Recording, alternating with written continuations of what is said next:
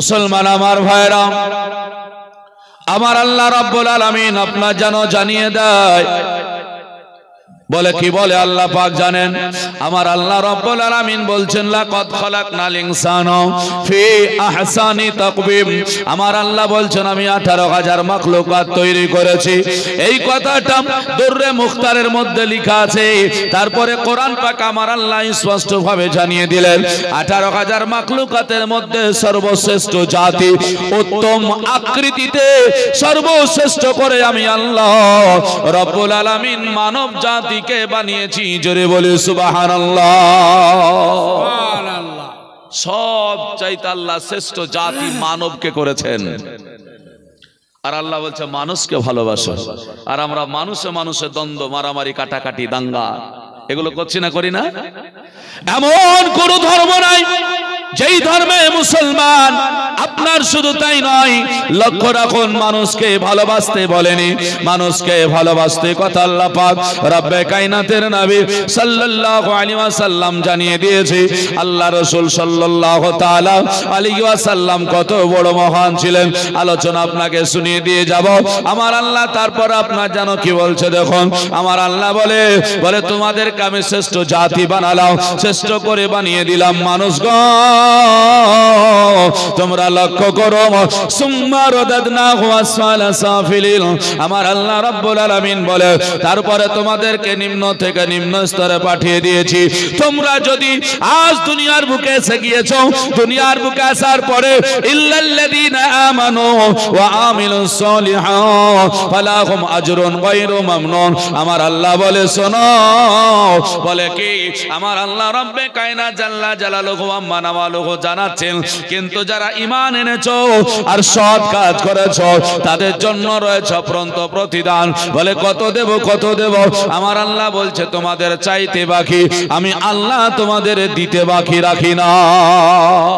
সুবহানাল্লাহ, সুবহানাল্লাহ। আপনার কাছে 10 টাকা চাইলে আপনার রাগ হবে, আর আল্লাহ বলছে আমার কাছে যদি কেউ না চায় তো আমার নারাজ হয়ে যাবে, তাই হয় না? আল্লাহ বলছে আমার কাছে কেউ না চাইলে আমি নারাজ হই, আর মানুষ মানুষের কাছে চাইলে মানুষ নারাজ হয়, আর আল্লাহর কাছে না চাইলে নারাজ হয়। আল্লাহ বলছে চাও, আল্লাহ বলছে চাও, আমি তোমাকে দিতেই থাকবো, দিতেই থাকবো। জোরে জোরে বলি সুবহানাল্লাহ। ভাই আমার মুসলমানেরা, আল্লাহর নবীর সম্মান বর্ণনা করি একটু।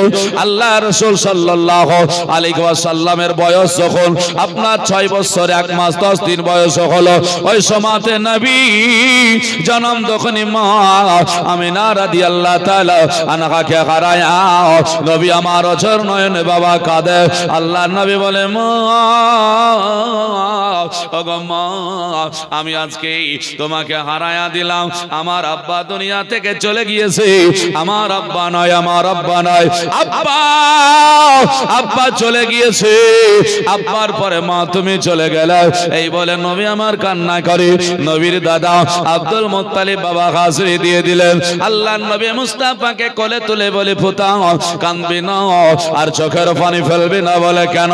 ওগো দাদা গো, এই অবস্থা আমি মাকে হারায়া ফেলেছি। আল্লাহর নবীর দাদা বলে ও মুহাম্মদ, তোমার মা চলে গেলে হবেটা কি বলো? তোমার আব্বা চলে গেলে হবেটা কি বলো? আমি তোমার জন্য কাঁধটাকে খালি করে রেখেছি। এই খালি কাঁধে আজ থেকে নিয়ে আর কোনদিন কেউ জায়গা পাবে না, একমাত্র তোমার জন্য জায়গা আমি রেখে দিলাম। সুবহানাল্লাহ, সুবহানাল্লাহ। আমাদের মুসলমান বাপ যদি থাকে, বেটা যদি মারা যায়, পোতা যদি দুনিয়ার বুকে থাকে, কত ঝগড়া হয়। পোতা জায়গা পাবে না, জমি পাবে না, একে দেওয়া যাবে না, কত রকমের আপনার যেন আছে। আইন ওয়ারিস সূত্রে যদি না পায়, আপনাকে মায়া দয়া আপনাকে করতে হবে।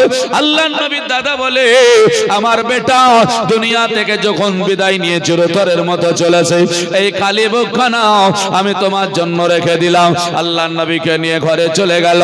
আল্লাহ নবীকে লালন পালন করে বড় করে নবীকে খাওয়ায়া দেয়, নবীকে আপনার যেন বিছানে শোয়ায়, এক কথাই যত আপনার সেবা করতে হয় করে। এই করে করে আল্লাহ নবীকে নিয়ে 2টা বছর আপনার যেন কাটানো হলো। আল্লাহ নবী 2 বছর বয়স হলে নবীর পূর্ণাঙ্গ 8 বছর বয়স হয়ে গেল। আল্লাহ নবী সরওয়ারে কাউন মাকা আলাইহিস সালাম হুজরা খানাতে আমার আব্দুল মুত্তালিব আপনার যেন কুরাইশ বংশের মানুষের ডাক দিল, ওরে কুরাইশ বংশের মানুষ, ও শোনো শোনো, একবার তোমরা হলে আমার এইখানে চলে এসো। তেমনই বাবা ডাক দেওয়া, সঙ্গে সঙ্গে আপনার সকলে একত্রিত হয়ে গেল। আপনারা যেমন জালসার নামে এসেছেন, ও মুসলমানেরা, আল্লাহ আল্লাহ যেমনই বাবা ডাক দেওয়া কুরাইশ বংশের মানুষ একত্রিত হয়ে গেল, এক জায়গায় এসে হাজিরি দিল। যেমন চলে আসা বাবা, সুন্দর করে সিংহাসন তৈরি হয়ে গেল। আল্লাহর নবীকে বোঝাচ্ছেন, একবার শুনুন বুঝতে পারবেন। আব্দুল মুত্তালিবের জন্য সিংহাসন তৈরি হলো। কুরাইশ বংশের মানুষেরা বলে এই জায়গাটায় আমাদের বাদশা নেতা সর্দার বসবে, আর কেউ নয়। নেতা আমাদের কুরাইশ বংশের সর্দার বাদশাহ যিনি আব্দুল মুত্তালিব, তিনি বসবেন। এই জায়গাতে দ্বিতীয় কেউ যেন না বসে যায়, কারণ এখানে যদি একটা বাচ্চা ছেলে এখন এসে বসে, আপনারা বলবেন বাবু নেমে যা, এটা আমাদের বক্তাদের জন্য জায়গা করা হয়েছে নাকি, নেমে যা। মুসলমান আমার ভাইরা, এই করে আমার যখন সুন্দর সিংহাসন তৈরি হয়ে গেল, সবাই চাহা পাখির মতো চাইয়া আছি কখন আপনার যেন আসবে আব্দুল মুত্তালিব আমাদের বাদশাহ এই রাজ সিংহাসনে বসে ভাষণ দেবে। এমন সময় আব্দুল মুত্তালিবের আসার পূর্বে আমার রাসূলুল্লাহ সাল্লাল্লাহু তাআলা আলাইহি ওয়াসাল্লাম এসে যেন বসে গেলেন। এসে যেমনই বসে যাওয়া সঙ্গে সঙ্গে সকল যারা ছিল তারা বলল, ও মুহাম্মদ, ওই সিংহাসন থেকে নেমে যাও, ওটা আমাদের বাদশার জন্য করেছি, বাদশা ওইখানে বসবে, বাদশা আরাম করবে। তাই নাকি বলে? হ্যাঁ। আল্লাহ নবী কোনো কথা না বলে মুচকি মুচকি হাসতে আরম্ভ করেছে। আমাদের মুসলমান দেখবেন কেউ যদি মুচকি হাসি দেয়, ওই মুসলমানেরা আমরা বলি এটা হলো শয়তানি হাসি, কিন্তু মুচকি হাসিটা হলো রাসূলের সুন্নাত হাসি। যারা মুচকি হাসে ওটাই হলো সুন্নাত। কখনোই মুচকি হাসিকে আপনি শয়তানি হাসি বলতে পারেন না। মুসলমান আমার ভাইরাও যেমনই আপনার মুচকি হাসি দিয়েছি, সবাই বলল হাসলে হবে না, নেমে যাও নেমে যাও। বিভিন্ন রকমের মানুষ থাকে বাবা, কেউ বলছে ওকে নামায়া দে, কেউ বলছে ওকে নামায়া দে, কেউ বলছে থাক, কেউ বলছে একটা থাপ্পড় দিয়ে নামায়া দে, আবার কেউ বলল না না না, ওটা তো আমাদের বাচ্চার সঙ্গে ঘোরাফেরা করে, বাচ্চার সঙ্গে চলে। মুসলমান গো, ওই মুসলমানেরা এবার আপনি লক্ষ্য করুন, এবার বলল ঠিক আছে তাহলে থাক। আব্দুল মুত্তালিব কিছুক্ষণের মধ্যে গোজাখানা থেকে ঘর থেকে বেরিয়ে আসতে আরম্ভ করলো। আর যেমনই ঘর থেকে বেরিয়ে আসা আল্লাহর নবীর সঙ্গে চোখে চোখটা পড়ে গেল। যেমনই চোখে চোখ পড়ে যাওয়া আল্লাহর নবী মুচকি আপনার যেন হেসে দিল। আর শুধু তাই নয়, আমার রাসূলুল্লাহ মুচকি হেসে দিল। একে অপরের চোখে চোখ পড়ে যাওয়াতে নবী মুচকি হাসতে আরম্ভ করলো।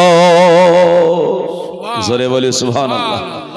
রাস্তায় মোটর সাইকেলে চলছেন, এক বন্ধু আর এক বন্ধুর সঙ্গে যদি দেখা হয় তাহলে মুচকি হাসে না হাসে না? ইশারা হয় না হয়? হয়ে যায়। এর মানে হলো কেউ সাইড থেকে যদি দেখে নেয় তাহলে বুঝে যায় এদের সম্পর্ক ঘনিষ্ঠ আছে বলে এরা সম্পর্কে এত পরিচয় দিয়ে গেল। তো দাদা নাতির যখন এরকম হাসি সবাই দেখে নিয়েছে, বলল না এদের গভীরতার কোন সম্পর্ক আছে। কি আছে? সবার ধারণা যে আব্দুল মুত্তালিব বাদশা উনি এসে রাজ সিংহাসনে বসবেন, কিন্তু হচ্ছে কি হলো, উনি এসে নিচে খানে বসে গেলেন। উনি এসে নিচে বসে গিয়েছেন। আর যেমনই নিচে বসে যাওয়া সবাই বলছে হুজুর আপনার জন্য রাজ সিংহাসন তৈরি করা হলো, আর আপনি নিচে বসে গেলেন কেন? বলে কেন? বলে আপনার জন্য যে সিংহাসনটা তৈরি হয়েছে আপনি ওখানে গিয়ে বসুন। মুসলমান আমার ভাইরা, আপনি সিংহাসনে বসুন বলা। আব্দুল মুত্তালিব বললেন, শোনো, যে ছেলেটা বসে আছে ওই ছেলেটাকে তোমরা কি চিনো বলো? বলে জি। বলে কে? ওটা আপনার নাতি মোহাম্মদ। আব্দুল মুত্তালিব বলে, এখানে শেষ নয়, আর বলো। বলে হুজুর আর জানি না। যেমনই বাবা আর জানি না কথা বলা, সঙ্গে সঙ্গে বলে দিলেন, বলে ওটা অন্য কেউ নয়, ওটা অন্য কেউ নয়।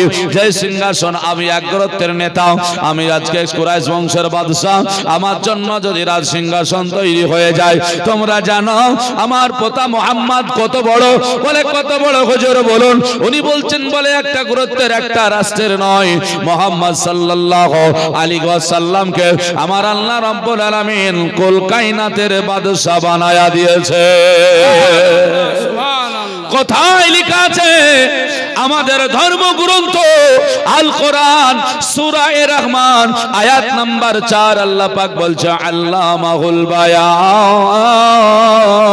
আমার আল্লাহ রাব্বুল আলামিন বলে, আমার নবী সাল্লাল্লাহু আলাইহি ওয়াসাল্লামকে আমি এত দিয়েছি, যা সৃষ্টি হয়েছে তার জ্ঞান দিয়েছি, যা সৃষ্টি হবে, যা হয়েছে আর হবে, মা কানা ওয়া মা ইয়াকুন, আমি সমস্ত খবর আমার রাসূলুল্লাহকে জানিয়ে দিয়েছি। সুবহানাল্লাহ। আল্লাহ পাক কোরআনে বলছেন, বলে সব আমার রাসূল সাল্লাল্লাহু আলাইহি সাল্লামকে দিয়ে আমি জানিয়ে দিয়েছি। আমার রাসূল সব জানেন। এ কথা যদি আপনি বিশ্বাস না করেন তাহলে মুসলমান হতেই পারেন না আপনি। পৃথিবীতে যত ধর্মগুরু এসেছে, যত ধর্মগুরু পৃথিবীতে আছে, এমন কেউ বলতে পেরেছে মুহাম্মদ সাল্লাল্লাহু আলাইহি ওয়াসাল্লামকে যে মুহাম্মদ সাল্লাল্লাহু কিছু জানে না? সবাই বলেছেন না। বৌদ্ধ ধর্মের গৌতম বুদ্ধ তিনি বলেছিলেন, আমার পরে মুহাম্মদ আসবে, তিনি হবেন জগতের শ্রেষ্ঠ একজন ধর্মগুরু। জোরে বলি সুবহানাল্লাহ। তো সেই রাসূল সাল্লাল্লাহু আলাইহি সাল্লামকে পরিচয় যেমনই দেওয়া, বলছে হুজুর আপনি আগে কেন বলেননি? বলে আগে কেন বলিনি জানো? বলে কেন?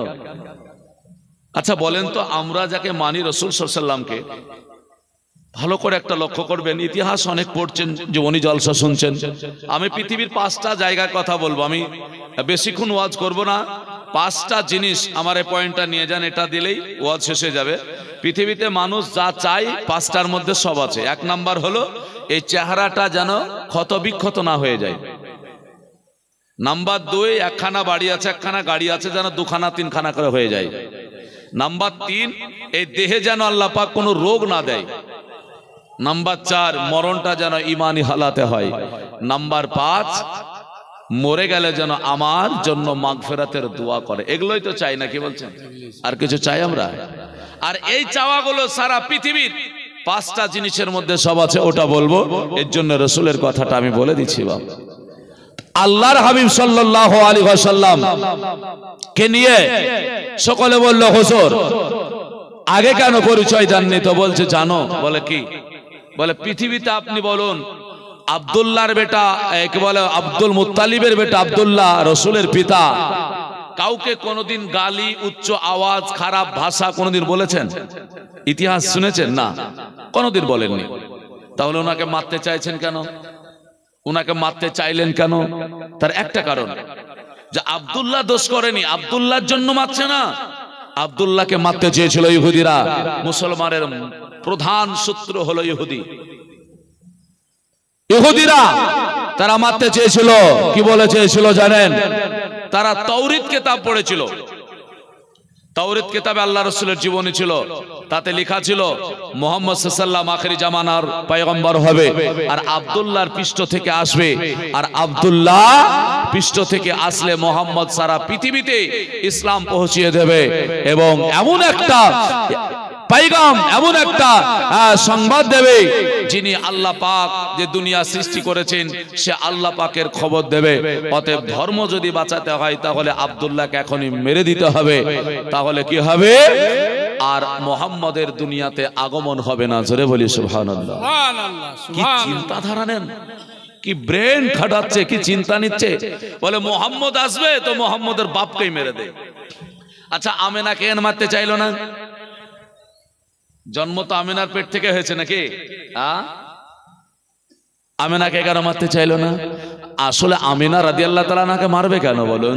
আসলে আমিনা রাদিয়াল্লাহু তাআলা আনহা ছিলেন বহনকারী। মায়েরা তো বহনকারী। বিয়ে পড়াতে গেলে এর জন্য দেখবেন ছেলের নাম যখন নেয় তখন ছেলের সঙ্গে ছেলের বাবার নাম নেয় না মায়ের নাম নেয়? বাবার নাম নেয়, মায়ের কিন্তু নেয় না। কেন? এর জন্য নেয় না যে বাচ্চা আসলে মায়ের নয়, ওটা হলো বাবার। পুরুষের পৃষ্ঠে থাকে, এর জন্য বাবার নাম নেওয়া হয়। স্কুলে ভর্তি করতে গেলেও বলে বাবার কথা আগে, যেখানেই যাবেন বাবার কথা আগে বলে। কেন বাবার কথা বলে? একটাই কারণ, আল্লাহ পাক পুরুষের পৃষ্ঠে দিয়েছে। এর জন্য আমরা বুজুর্গ মানি, ওলি মানি, এর জন্য আমরা আল্লাহ ওয়ালাদের মানি। আপনারা মানেন তো নাকি বলছেন? যদি বুজুর্গ ওলি যদি না মানেন তাহলে তো হবেই না। যারা ওলি মানে না তাদের বিটির বিয়ে দেওয়াও চলবে না। পীর মানা ও কি বলে ওসিলা মানা যদি হারাম হয়ে যায়, আর বিটির বিয়ে দেওয়াও হারাম হয়ে যাবে। আমার কাছে দলিল কোরআনে আছে, কোরআন থেকে দিয়ে দেব। তবে যেটা বলছে একটু বলি। মুসলমান আমার ভাইরাও, আল্লাহর নবী আপনার যেন অন্যায় করে নাই। আল্লাহর নবী কাউকে গালি দেয় না, ওনার পিতা কাউকে গালি দেয়নি। তবুও বাবা মানতে চেয়েছে কেন? একটাই কারণ, মুহাম্মদ এত চরিত্রবান হবে, এত ভালো মানুষ হবে, যার মতো পৃথিবীতে কোনো তুলনা হবে না। এই কারণে মানতে চেয়েছিল। আব্দুল মুত্তালিব বললেন, শোনো, এই কারণে আমি তোমাদেরকে বলে যাই, আমার পোতা মুহাম্মদকে আগে পরিচয় তোমাদের দিইনি কুল কায়নাতের বাদশা বলে। কেন না, যদি কুল কায়নাতের বাদশা বলে তাহলে পরে একটা জিনিস ঘটে যাবে, ইহুদিরা ধরে ঘেরাও করে কোথাও আটকিয়ে দেবে। আজ থেকে শুনে রাখো, মুহাম্মদ হলো কুল কায়নাতের বাদশা। আমার আল্লাহ রব্বুল আলামিন তো পাওয়ারফুল বানিয়ে দিয়েছে। ও মুসলমানেরা, এই কারণে আমরা নবী নবী করি। এই কারণে আমাদের দেখো, আমাদের প্রাণ নবী নবী করে।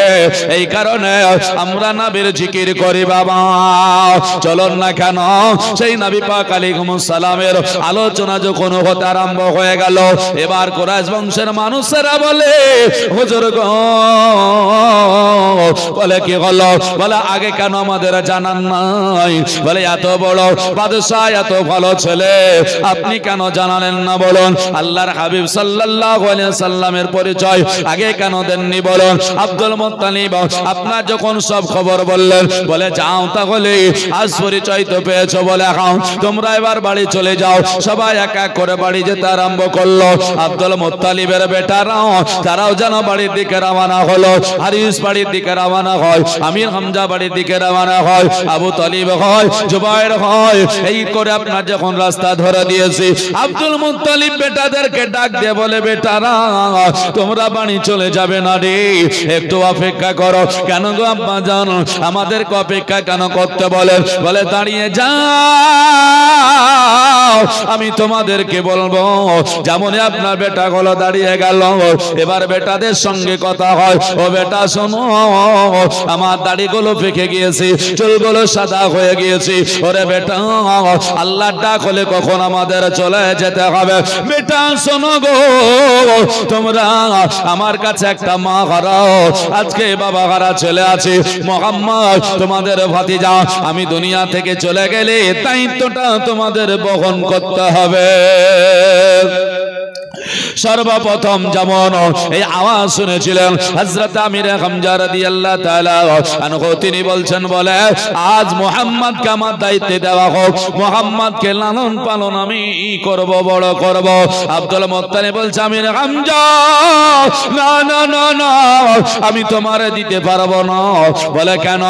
ও আমির হামজা, তুমি না শিকার করতে যাবে জঙ্গলে, আর শিকার করার পরে শিকারের পিছনে যদি ছুটে বেড়াও, মোহাম্মদ কোথাও যেন পিছু পড়ে যাবে, এদের আগে নাম করে আমার মোহাম্মদকে মেরে দেবে। হবে না, না না তোমাকে দেব না। বলে আমিরে হামজা তো পাবে না, তাহলে কে নেবে? আবু তালিব বলছে আমাকে দাও, হারিস বলে আমাকে দাও, জুবাইর বলে আমাকে দাও। এক এক করে করে বেটারা ডাক দিতে যখন আরম্ভ করলো, আব্দুল মুত্তালিব বলছে না না না, আমার পোতা মুহাম্মদ যার দরবারে চলে যাবে সেই মুহাম্মদকে লালন পালন করবে। সুবহানাল্লাহ। তাই নাকি বলে? এই খবরটা আল্লাহর নবী আমার হুসরাখানা থেকে শুনে নিলেন। আর হুসরাখানা থেকে যেমন বাবা এই আওয়াজ শুনে নেওয়া সঙ্গে সঙ্গে উনি আপনার যেন বেরিয়ে আসলেন। আব্দুল মুত্তালিবকে জড়িয়ে ধরে কেঁদে কেঁদে বলে, ওগো দাদা, কি অপরাধ করেছে, অন্যায় করেছে আপনি বলুন না। বলে কেন? বলে আমি যদি অপরাধ করে থাকি বলুন, আপনি কেন আমাকে ছেড়ে চলে যাবেন? ওগো দাদা গো, আজকে বলুন না কেন, আমি কি অপরাধ করলাম? বলে অপরাধ করো না, এটা হলো জগতের নিয়ম, এসেছো দুনিয়া থেকে তোমাকে চলে যেতে হবে। ও মুহাম্মদ পোতারে, শোনো শোনো, আমি একদিন দুনিয়া ছেড়ে চলে যাব, তাই আজকে বলে যাই শোনো, তোমরা চিন্তা করো না। ও মুহাম্মদ চিন্তা করো না, তোমাকে কারো দায়িত্ব কাউকে দেখভাল করার জন্য রেখে যাব। তোমার যতগুলো চাচা এখানে আছে, এই চাচাদেরকে তুমি বেছে নাও। আল্লাহর নবী কাঁদতে কাঁদতে দাদার গালে চুমা দিয়া সেই দিন বলেছিলেন, দাদা 2 বছর ধরে আপনার কোলে সান্ত্বনা পেয়েছিলাম। এই বলে দাদার কোল ছেড়ে আল্লাহর নবী 1 পা 2 পা করে আমার আবু তালিবের দরবারে চলে যায়। আবু তালিব যেমনই বাবা আমার নবীকে নিয়ে নিয়েছে, আমার আব্দুল মুত্তালিব বলে, বেটা এটা অন্য কেউ নয়, যার আসমানে নাম হলো আহমদ, জমিনে নাম হলো মুহাম্মদ, যাকে জন্ম দেওয়ার সময় আমার মা আমিনা বলেছিলেন কদ খারাজা মিন্নি নূর, এটা অন্য কেউ নয়, আমার উদর থেকে যিনি দুনিয়ায় ভূমিষ্ঠ হলো, এটা জগতে একটি নূর। জোরে বলি সুবহানাল্লাহ। বলে বেটা ওগো আবু তালিব, মুহাম্মদ যতদিন দুনিয়ার বুকে থাকবে আর তুমি যতদিন বেঁচে থাকবে রে, তুমি বেঁচে থাকতে মুহাম্মাদের যেন কোনো ক্ষতি না হয়ে যায়, মুহাম্মাদের যেন কোনো যেন ক্ষতি না হয়, মুহাম্মাদের উপরে কোনো অত্যাচার যেন না হয়। আবু তালিব বলেছিলেন, আব্বা জান, আপনি যখন আমার দায়িত্ব দিয়ে গেলেন, জান আপনি যখন দুনিয়া ছেড়ে চলে যাবেন, তারপরে জীবনে দেহের রক্ত যদি বিক্রয় করতে হয় করব, মুহাম্মদকে কোনো কষ্ট আমি আবু তালিব পেতে দেব না। আল্লাহর নবীকে কোনো কষ্ট পেতে দেবেন না। কেন বাবা? ইসলাম ধর্ম কাকে বলেছে দেখুন, আল্লাহর নবী সাল্লাল্লাহু তাআলা আলাইহি ওয়াসাল্লাম জানিয়েছে এমন একটি ধর্ম ইসলাম, এই ধর্মটাকে যদি সত্যিকারে কেউ মন থেকে নিতে পারে, আল্লাহর নবী বলছে যে কোনো ধর্ম থেকে যদি কেউ ইসলাম ধর্মের মধ্যে চলে আসে আর সে যদি ইমামতি করার যোগ্যতা লাভ করে, বলছে তাকে ইমামতের জায়গা ছেড়ে দাও। নাকি আমাদের ধর্মে তাই তো আছে,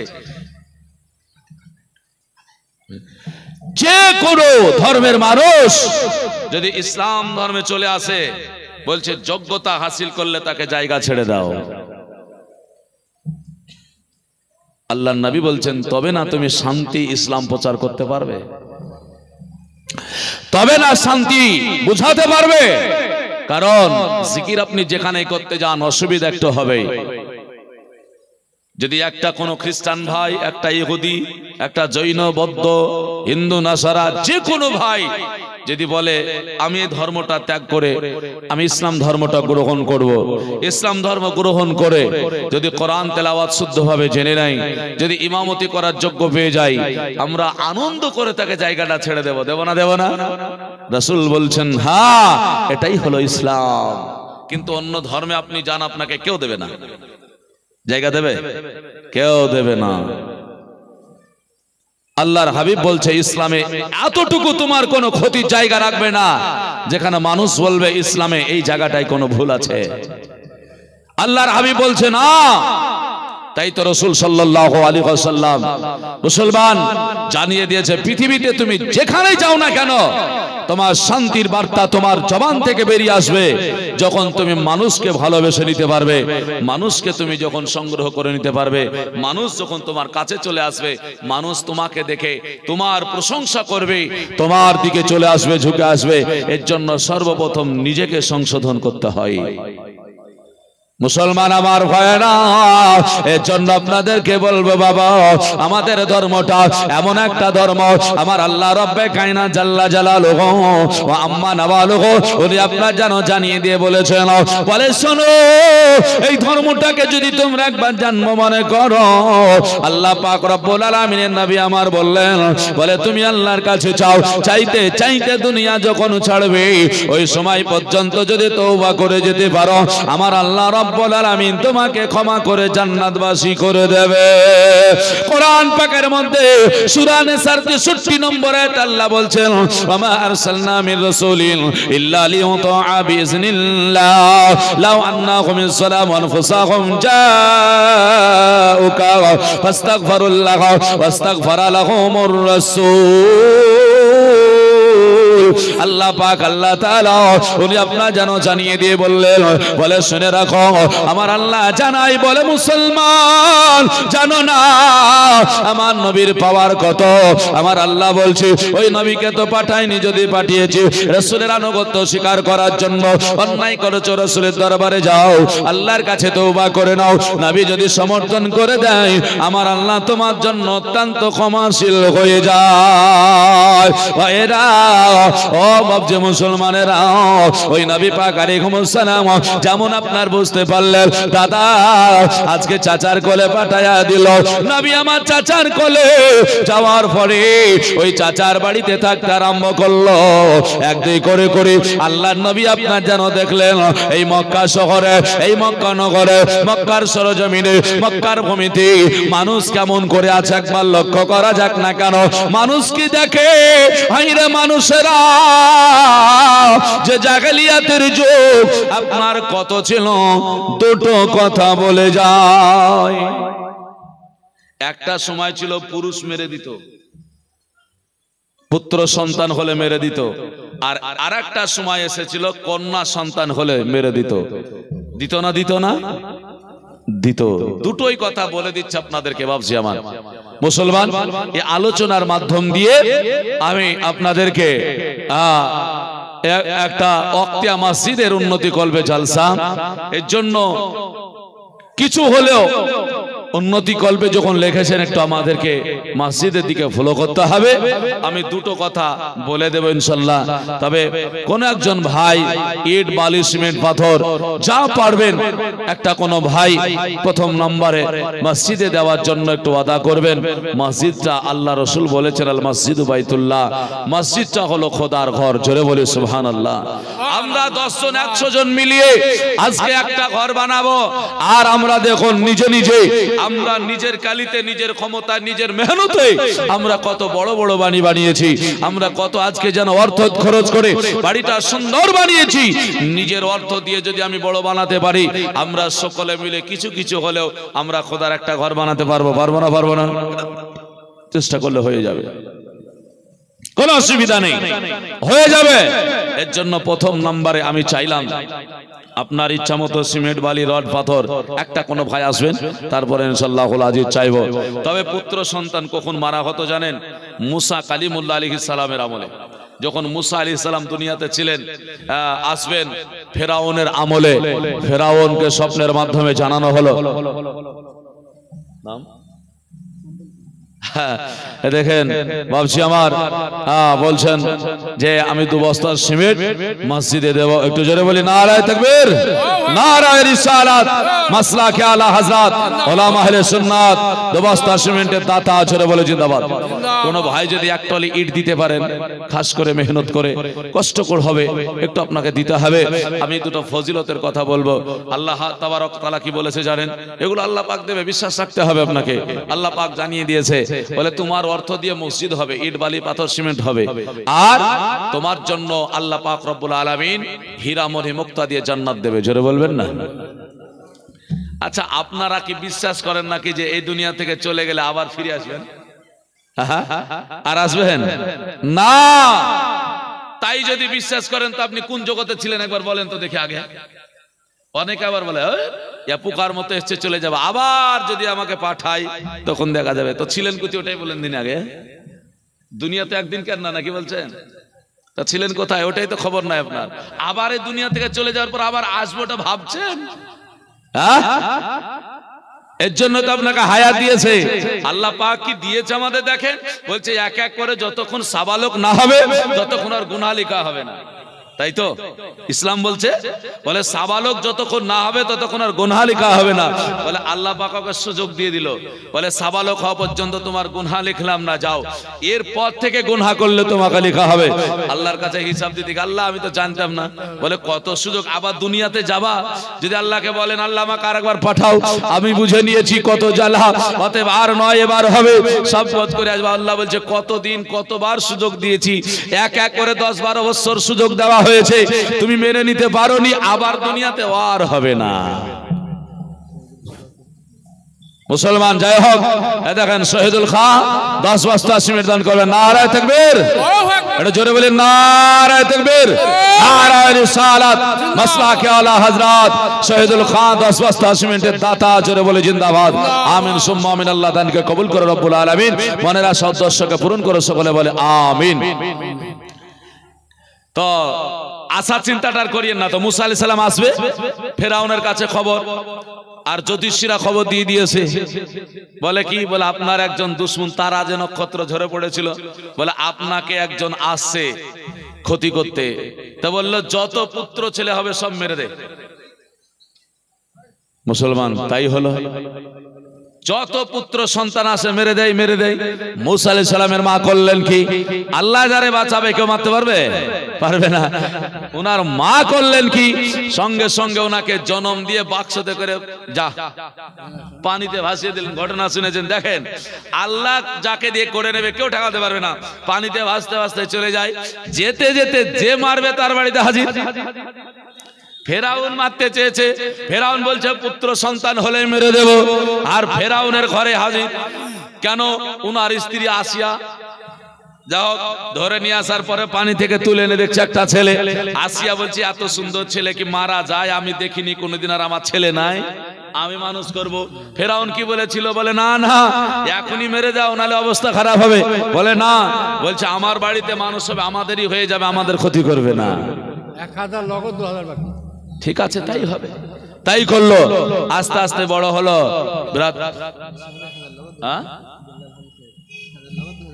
মুসলমান যাই হোক, দেখেন বিল্লাল আলহাজ বিল্লাল সাহেব 3000 টাকা দাতা, জোরে বলে নারায়ে তাকবীর, নারায়ে রিসালাত, মাসলাকে আলা হযরত আলহাজ বিল্লাল সাহেব 3000 টাকা দাতা, জোরে বলে জিন্দাবাদ।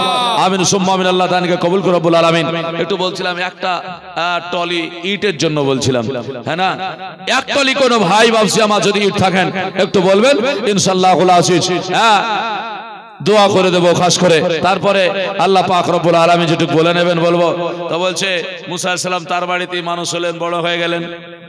মুসা আলাইহিস সালাম তার বিরুদ্ধেই চললেন। তো সেই সময় পুত্র হলে মেরে দেওয়া আইন ছিল। মাশাআল্লাহ, জাযাকাল্লাহ। দেখেন নাসির মিস্ত্রি 1 সেফটি বালি, বালিতে যে কত দানা আছে আল্লাহ পাকই জানে, নাকি বলছেন? এক দানার বদলে যদি আল্লাহ পাক 10টা করে নেকি দান করে, তাহলে কত নেকি হবে? আমরা জানি 1 টাকা দান করলে ক টাকা সব পাওয়া যায়? 10 টাকার, নাকি? আর রমজান মাসে 1 টাকা দান করলে 70 টাকার, হ্যাঁ না? 70 টাকার। অতএব কত গুণ দেখেন বেড়ে যায়, মাস পরিবর্তন হয়ে যায়। এর জন্য আপনারা যারা ওয়াদা করছেন, মিলন শেখ 1000 টাকা নগদ দান করেছে, আল্লাহ পাক দানকে কবুল করুক। নারায়ে তাকবীর, নারায়ে রিসালাত, মাসলাকে আলা হযরত মুসলমান আমার ভয় রাখো, একটু লক্ষ্য করবেন ইনশাআল্লাহুল আজিজ। হ্যাঁ, তারপরে 100টি বালি আমার নাসির ভাই দিয়েছেন, ইনশাআল্লাহ ইনারও একটা জোড়া হবে। তো মুসা কালিমুল্লাহর আমলে পুত্র মেরে দেওয়া হতো, আর আমার নবী সাল্লাল্লাহু আলাইহি সাল্লাম যখন আসলেন দেখছেন মক্কা নগরে, ওই যে আবু তালিবের ঘরে খোঁজ নিয়ে দেখছেন এবার মক্কা শহরে দেখছেন যে কন্যা সন্তান হলে মেরে দেওয়া হয়। আল্লাহ পাক রব্বুল আলামিন কোরআনে বলেছেন ওয়া আম্মা বিনিমাতি রাব্বিকা ফাহাদিস। আল্লাহ বলছেন বলে আমার নিয়ামতের তোমরা চর্চা করো। তো আল্লাহর দেওয়া নিয়ামতের চর্চা হবেটা কি বলুন? আল্লাহর দেওয়া নিয়ামতের চর্চা নাই, মেরে দিচ্ছে। নবী আমার কেঁদেছিলেন, কি আসলো? আজ মসজিদের জন্য সাদকা করছেন, দান করছেন।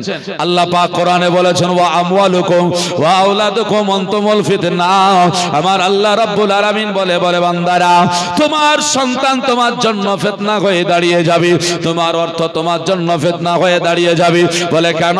বলে আপনার সন্তান যদি আপনার জন্য দোয়া না করতে পারে, আপনার অর্থ সঠিক জায়গায় যদি আপনার না পড়ে যায়, তাহলে পারে সেটাই আপনার জন্য বড় ফিতনা।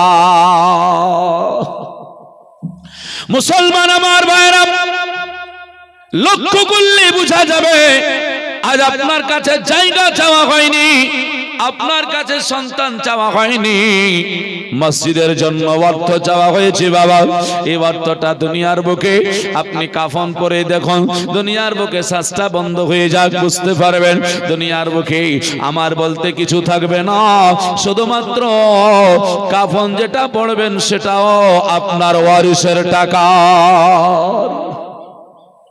আছে কিছু আমার বলতে? যতদিন বেঁচে আছেন ততদিন। অনেকে আমরা কাফনের টাকা আলাদা করে রেখে যাই, এই টাকাটাই আমার টাকায় কাফন আমার হবে নাকি বলেন? কিন্তু ওই টাকাটাও তো আপনি মরে গেলেই আপনার ওয়ারিসরা মালিক। আপনি রেখে গেলেন ঠিক, হেফাজত করে গেলেন ঠিক, আমানত রেখে গেলেন ঠিক, কিন্তু জানতে হবে মরে গেলেই আপনার সন্তানেরা ওয়ারিস হয়ে গেল। তবে আমানত যদি আপনি অন্য কারো দিয়ে দেন, একবারে সন্তানদেরকে না দিয়ে সমাজকে দিয়ে দিলেন, এটা আপনাদেরকে আমি দিয়ে দিলাম, 5,000 10,000 টাকা দিয়ে দিলেন, আমি মরে গেলে আমার কাফন দাফনটা আপনারা করিয়ে দিয়েন, তাহলে সমাজ ওটা করলো, তাহলে সমাজ ওটা করলো, তাহলে আপনার বলতে কিছুই রইল না।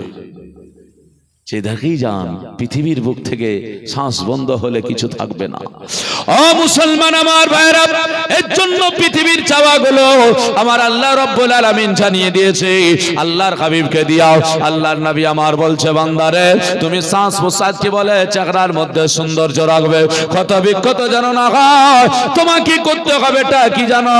আল্লাহ রাসূল সাল্লাল্লাহু তাআলা আলাইহি ওয়াসাল্লাম বলে, যখন মুয়াজ্জিন বলে আসসালাতু খায়রুম মিনান নাওম বলে ডাক দেয়, ওই সময়তে তোমার কাজ হলো তোমার ঘুমটাকে ত্যাগ করে দেওয়া, আর মসজিদে গিয়ে আল্লাহু আকবার বলে নামাজ পড়াও।